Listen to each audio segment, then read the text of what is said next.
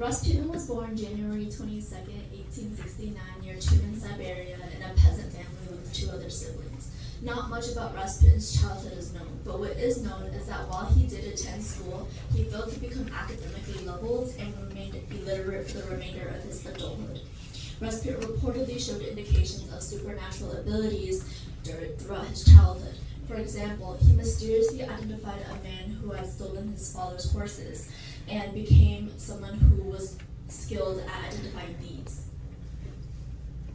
When Rasputin was around the age of 18, he traveled to a monastery for 3 months. His experience there, coupled with the reported vision of Virgin Mary on his return, led him down a path of religious epiphany.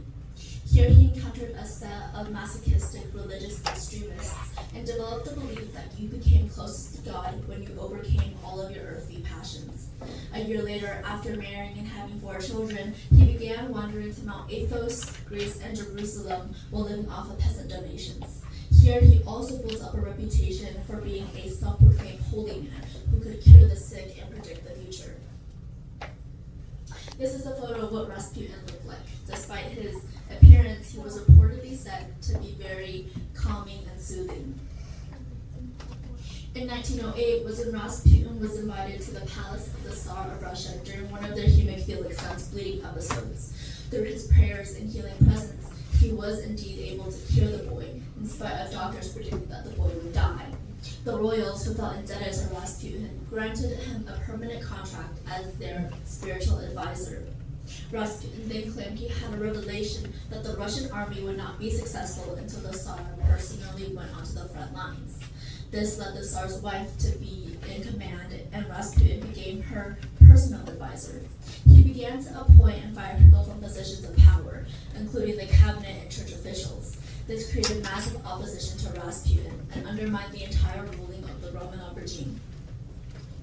Why does Rasputin matter? Rasputin destroyed Imperial Russia. Due to his manipulation of the royal family, they were incredibly unpopular. This in part led to the collapse of the Russian government and soon after the Russian Revolution, which led to the USSR and everything that came with it. Rasputin survived 5 assassination attempts on the night he was killed. On December 20th, a group of conservatives formed a conspiracy to kill Rasputin. Rasputin was invited to the husband of the Tsar's niece, Prince Felix Yusupov's house, and was given enough wines and cakes laced with enough cyanide to kill 7 men. However, the poison did not affect him, and his daughter later reported that if her father did consume any poison, it wasn't in the wines or cakes, as he had hyperacidity and tended to avoid sugar. Yusupov was paranoid that Rasputin would live until morning and decided to shoot him in the back with a revolver. Rasputin did collapse, but was able to run out into the courtyard before getting shot 2 more times in the head, once more in the chest, getting wrapped in a sheet and thrown into the river. The autopsy of Rasputin confirmed that his cause of death was from drowning. During the time Rasputin was alive, he managed to control the entirety of Russia in order to benefit himself and his family. He was a prominent figure in Russian history and a main reason in why the Soviet Union was created.